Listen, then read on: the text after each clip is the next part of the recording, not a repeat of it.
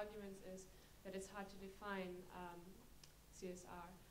But I think that this is very common in a legal process, that when you enter a new field, you just start off and you regulate it, and it's not clear what is meant with it, and you start with definitions, and then you have more rulings, you have more experience, the field develops, and 100 years later, nobody, or 20 years later even, nobody thinks that this could not be regulated. That is not saying, I don't say that everything should be regulated by law, because it shouldn't and it's not possible. But I do think that we can't define CSR is not the argument, because we can't do it now, but I think it would develop if we would try and regulate it. Thank you. Just, let's have another question. Hello, my name is Valda. I'm from Latvia. I have a bit legal perspective of you, and I have a bit political perspective of you. But what I'm seeing now, if CSR is really new discipline, it's just developing and developing.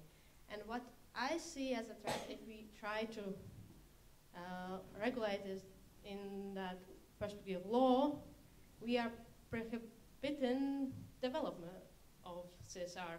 But actually, if the companies are in a way that they are trying to do their best and try to have profit, and through these actions try to make their nice PR, they're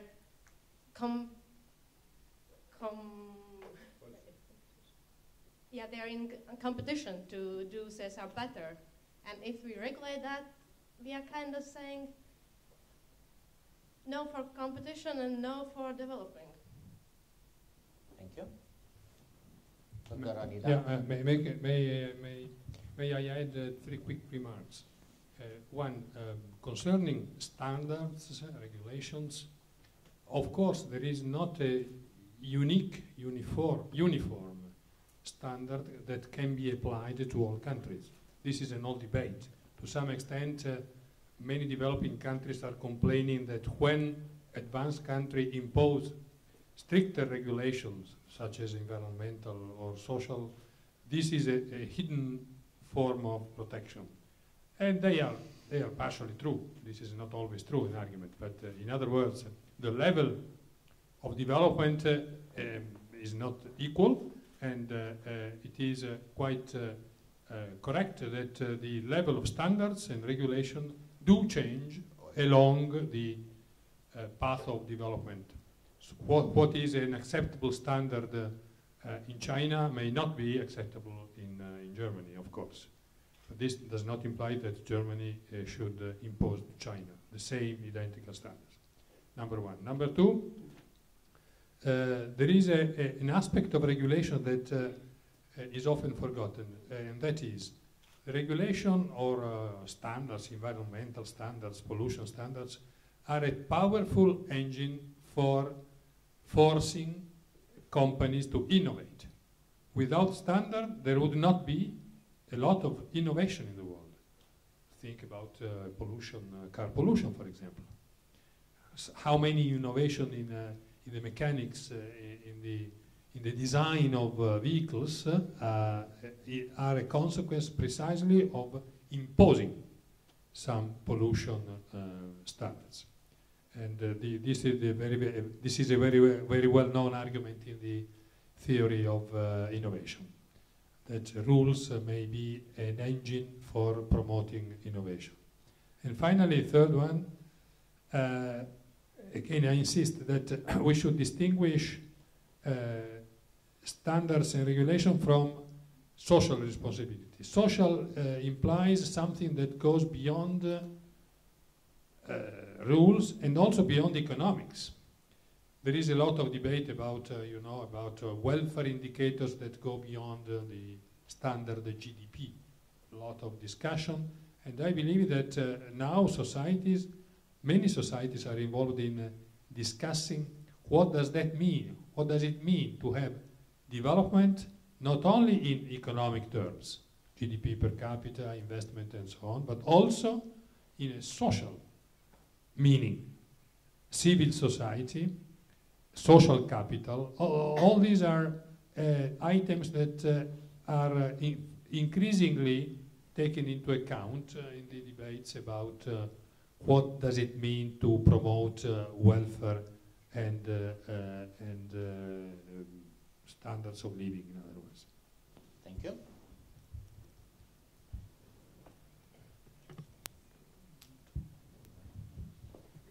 Just a quick remark.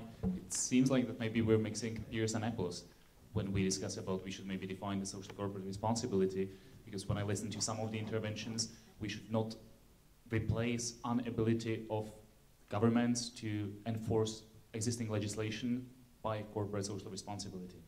Corporate social responsibility is something that goes above the existing legislation. So some of the Dr. Prong's examples, I would disagree, because I would say that's just the legislation, that's international treaties, and if we are able or unable to enforce them, that's a different question.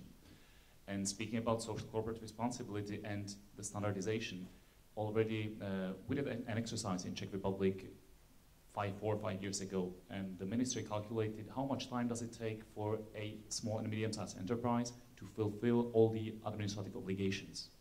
900 hours per year. 900 hours, if you knew all the existing legislation, if you sent all the reports to all the public authorities, 900 hours. Imagine if you're a family company, that's impossible.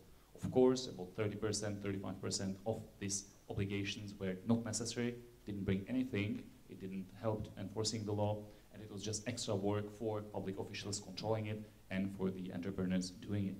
So, what I'm trying to promote is just saying, let's not be too fast, let's not just regulate too much, because I don't think that we are convinced that it helps, it brings something.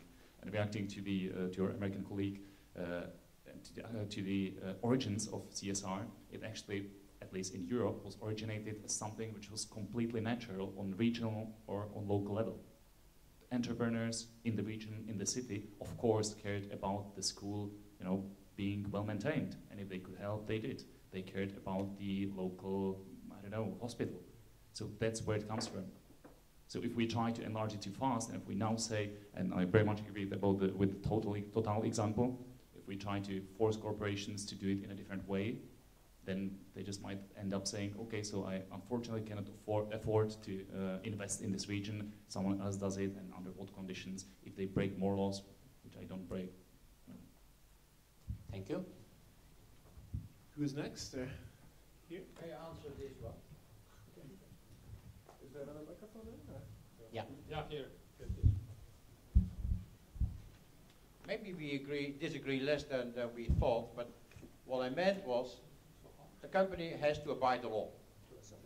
I don't ask more. But then I'm asking for ambitious laws on the basis of what people want, democratic. I'm asking for worldwide laws in order not to make it difficult, because then it is also level playing field. And I'm also asking companies not to manipulate lawmaking, and that lobbying and corruption. And if these three conditions are being met, then I think we agree. Now, can you go beyond it? Sometimes you have the situation whereby there's disagreement whether a company ought to invest in a specific country. You came with a very interesting example on Burma. You are referring to it. The Jane Birkin letter to the company, which I don't know. I understand the answer. I would have given exactly the same answer if I would be the CEO of that company, because I'm there. Who has to take the decision? Not Jane Birkin. And of course, at the moment, there is no general agreement amongst all countries not to invest in Burma. By the way, it's going much better in Burma. But that was taking place 10 years ago. In my view, those who have to take the decision whether it is good for people in Burma when that investment is taking place or whether it is being done, is the people in Burma. Not the leadership, but the people. And I think that has to be taken into consideration. It did work. In South Africa, people asked Western companies not to invest. They said, we know that we will suffer because economically it will not go as well as before, but it is the only way to join hands and to get rid of the apartheid regime. Now, that's an interesting question. Is it possible, when you do not have common law, to give influence to the people who otherwise would be the victim of specific company behavior? Thank you. No, sorry, please, go ahead. I would like to offer the case study of Greece and ask you what happens when a country and firms and people are corrupted to the very core, and the country is that small and the companies are that big, so they cannot be controlled, and the state needs the company more than the company needs the state. What should the state do in such a case? Thank you. Dr. Brown, would you like to answer? We should all invest in Greece. Definitely. We should not turn our backs to Greece. And the question, of course, is now related to the present situation. But also, we need to help the Greek nation, the Greek state, the Greek people, to go there and to invest as much as possible. And at the same time, we will have to show a lot of solidarity with Greek people, and that means, in my view at the moment, because there's also public social responsibility involved, not only corporate social responsibility, that in Europe as a whole, we have to say Greece is part of Europe, and we have to pay, and that will be costly to Germany and to the Netherlands, but we have to do so.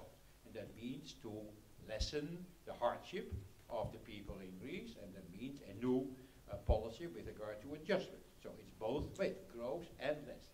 That is also what I meant when I made a reference this morning when I was saying that in Europe at the moment we are implementing less responsible policies by making people poorer due to our economic policies than they were in the past. Is that an answer to your question? Thank you. It's a great consolation.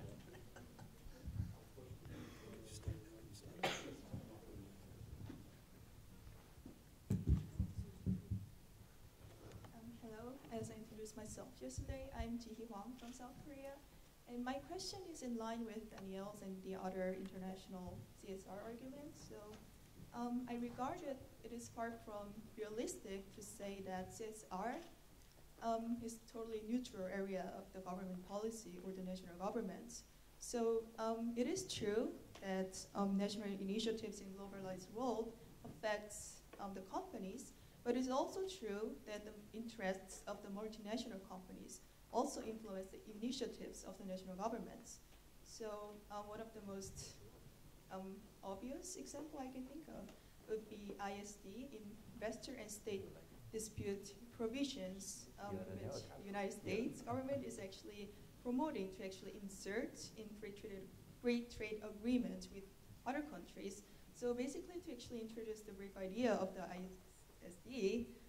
So if there occurs a situation that the interest or the profit or the expected profit of the company is kind of damaged or the harmed because of the policy or some measures of the government, then the government is actually responsible for making up for the loss or even the expected loss of the company.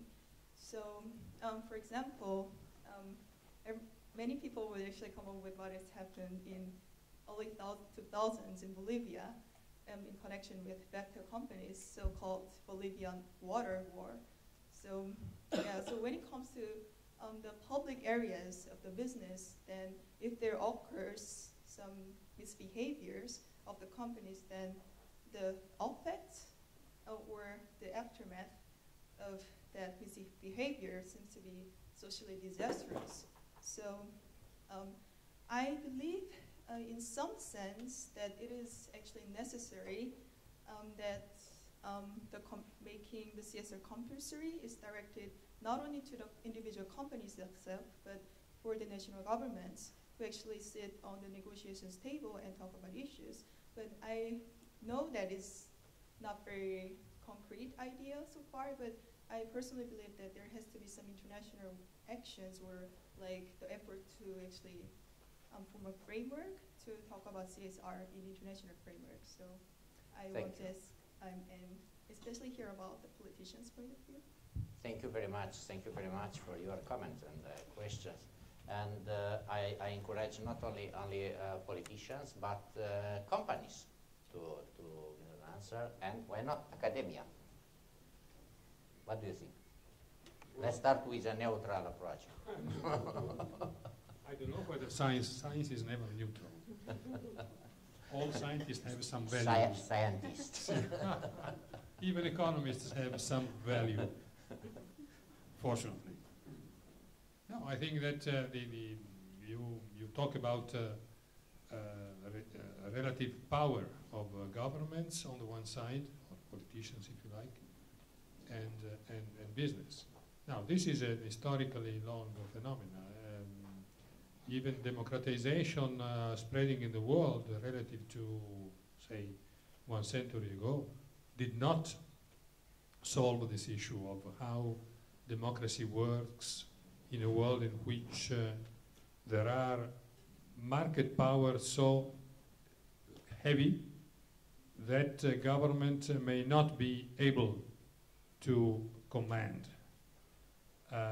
I still think that there is a lot of scope for a modern democracy to design rules and standards, like antitrust, for example, so that a responsible government is the one that does not allow for those private, powerful market concentration to be arbitrary, to impose prices, behavior, exclusion, and so on.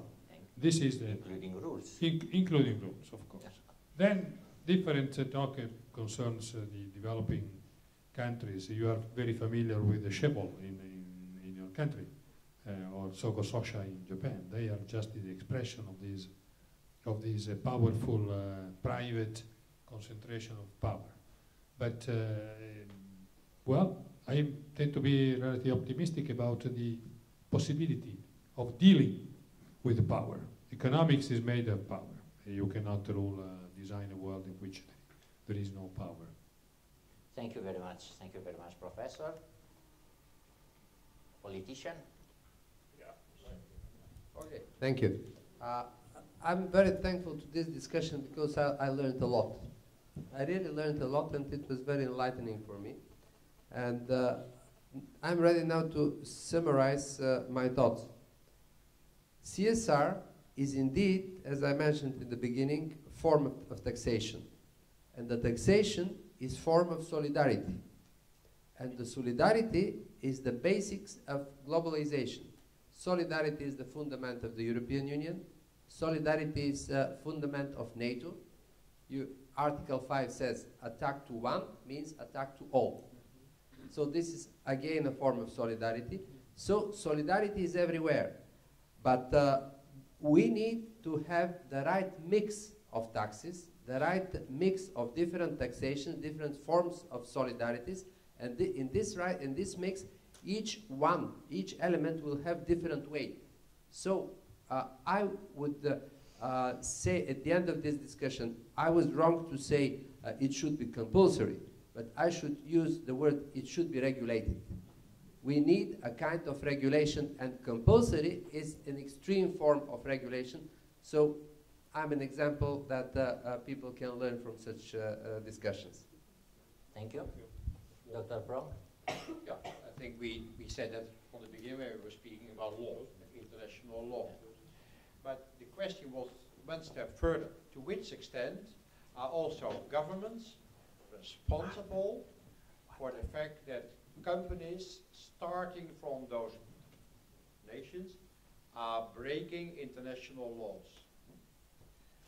For instance, I give again a concrete example because I like concreteness. I was in charge in Sudan. The Security Council decided that there should be no flights from Darfur because people were bombed, there should at the same time be no arms deliverance to Sudan. No arms deliverance to Sudan. Security Council decision, yes? That's international law, form of international law. Then arms, of course, were delivered to both parties, the government and the rebels, yes? Against international law. The countries where the companies came from, that's not our responsibility. We can't do anything about it. Those are the companies who are doing that. That's wrong. You have to say that the country also is responsible for the actions of companies originating in their own nation when they break international law. Otherwise, again, it's the jungle. So if you're, I didn't understand fully, I think, your whole theory, but if you meant that not only the companies which are breaking international regulations, but also the countries, the governments, the public authorities which are responsible for those actions ought to be held internationally responsible, then I agree with you. I don't want to open Pandora's box, but there are a number of very important examples where this is taking place. Blood diamonds is another specific example. You can continue. You don't have to speak about social responsibility throughout everything, but you can be very concrete in very concrete situations. But then you have also to take the next steps. Hold the companies accountable and the governments behind them. Thank you. You have some intervention? Yeah.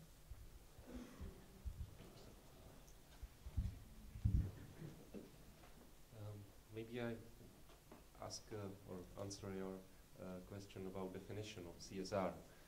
I don't think that this definition is really CSR. I agree that what is behind this definition... No, it's not my definition. Yeah, it's I know. Commission definition. Yeah. I think that what is behind this definition should be compulsory or regulated, and so if some firm, some company have negative impact or in economic way negative externality, that should be somehow regulated, text or rules, some rules. Rules internalized this negative externality. But CSR, as Mr. Korteweg said, is something upper, something that the firms do without this impact in their view. And in that field, I think that it is best to make space for companies to creativity, to make their way to handle with it, and therefore maybe regulation only in way of positive implications like tax deduction and so. So that's my opinion. I can understand that. In 2009, G20 decided for international regulations regarding the international finance market. It's still a very good intention because it was in charge IMF with such a regulation, but I don't want to comment about the IMF work, but it's still an intention. The European Union did work a 6 directive package, and it took 2.5 years to get approval, only for the European Union. Yeah, I can understand. I can understand that. That's why perhaps the European Union must work very hard in order to, prove the legitimacy of such definition. Mark, you want to conclude? I just wanted to propose a thesis. I don't want to conclude. I think there were a few other comments, but just to propose a thesis that socially responsible investment or corporate social responsibility is actually a right. of humans around the world. One example, if you have a company a company investing or doing operations in another country, and somehow they are taking resources, I think it's really the right of the people in that community that also something goes back for them in whatever form is appropriate. So that would be the thesis I'd like to propose. I think as we talk about making it compulsory or not, I'm less worried about actually this being the need for actually laws or compulsory actions to be taken, because what about just letting the markets decide? In the sense, if we look at the way things have evolved, let's say the last 5 or 10 years, just in the automotive industry, speaking of Skoda, if you see the TV ads on the TV these days, whether it's the United States or Germany, I'm so impressed. It's no longer how big the engine is and how powerful the engine is or how fast it goes, but it's how fuel efficient it is, how good for the environment it is. Everyone's driving Toyota Priuses now in Washington, D.C. And I think there, it seems as if the markets, to a certain degree, might actually help us. I think we as consumers also are making choices based on these factors. So I wanted to propose that thesis and get some reactions too. Can we just leave it up to the markets? In the sense, if we are actually informed consumers, will it become sort of inherently compulsory that companies actually do involve their corporate activities according to SRI and CSR? So I'd be curious for some reactions on that, in the sense, can the markets do the work for us? For the markets, for the language of the markets, compulsory sounds like a barrier. You know, for this reason, the compulsory is perhaps not a very, very appropriate term. Yeah, nobody contests the right of the state, of government, or of local government to decide some rules. You know, it's a different issue. But for the market, compulsory doesn't sound, you know, very, very good. Okay. I just wanted to make a comment, maybe from perspective of the corporations. It used to be the time when we had unlimited resources, or almost, it seemed like that. Including time resources. And time and everything. And we said, it's almost for free, so let's sell as much as possible of it so that the machines consume more. And it's the whole philosophy of people was to consume and in this way create value, right? Whereas now we are starting to look at the finishing line of some of the resources, and the question is this just corporate social responsibility, or is it more like a business decision saying, look, we don't have enough, we better start designing engines that are consuming less fuel, and we better be smart about it because we still want to make some money off it. So there's a whole debate. If we are doing something wrong, please regulate us. If we are polluting, tell us this is bad. But if we are thinking about CSR, we're saying we want to do something good, do something altruistic, I would not so much regulate that. So just my. Okay, thank you. Yeah, please. Yeah. Yes, on this example, I think what you see there is we have introduced first all kinds of regulations for car emissions and so on, in the view that pollution wasn't good. And then oil prices, of course, going sky high helped very much to make motors, give the impulse to the corporations to make motors, the engines more efficient.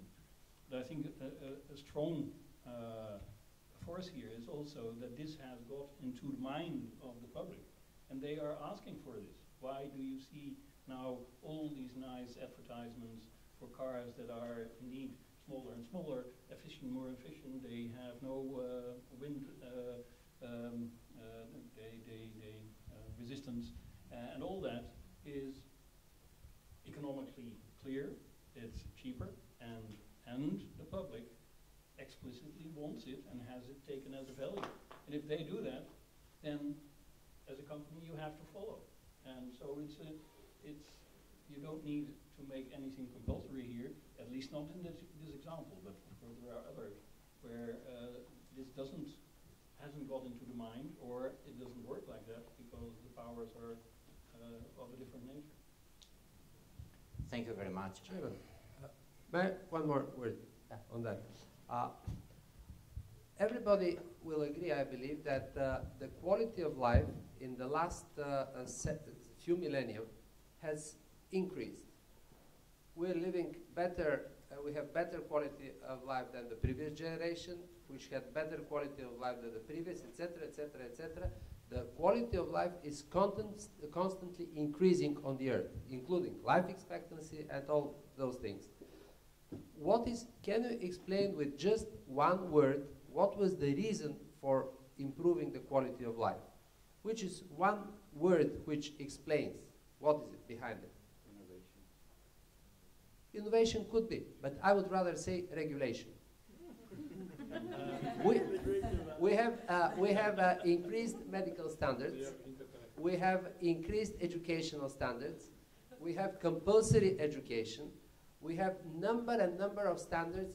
If you wish, why do we have reduced number of car accidents on the territory of the European Union? Because we have better and increased regulations on how to cross the streets and how to use traffic lights and all other niceties.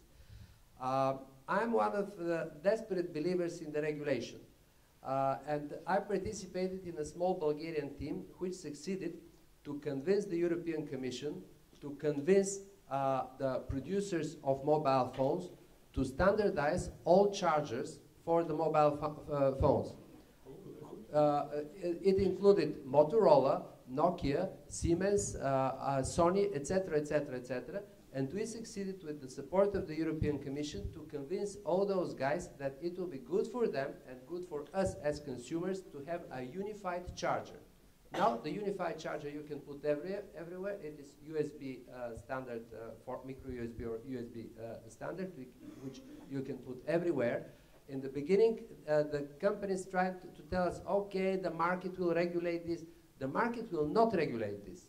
It will never regulate this. We must have leadership over the market because I very much respect the market, but a regulation can help him to survive. Okay, it seems to me that we'll not finish today this discussion. Yes, okay. Because innovation is the answer of ground regulation. Mr. President, please take microphone. Okay. Thank you very much once again. It is truly a very, very difficult topic of debate and for coming period. Of course, companies will take responsibility of non-regulating the market, and governments will be under the pressure of population, of electorate, you know, to regulate, to make a lot of arrangements, both economic and social arrangements. What I did suggest you is to discuss about economic rationale of corporate social responsibility. Corporate social responsibility is not a philanthropic, in my own opinion, you know, activity of a company. This activity has an absolutely economic rationale, not only a philanthropic one. And I think that is right, and many of speakers and questions right here spoke about local and regional characteristics of assessment if you are regulating or you are not regulating one thing or one field or other. And the last question is that in the coming years, I'm sure that stakeholders, not consumers only, will be very much involved in decisional process, both of companies and of state, of government. And here we have to find, you know, an equilibrium, you know, a balance of this involvement. And I'm sure that cultural diplomacy will help both governments and companies to do a better job. Thank you very much again, and have a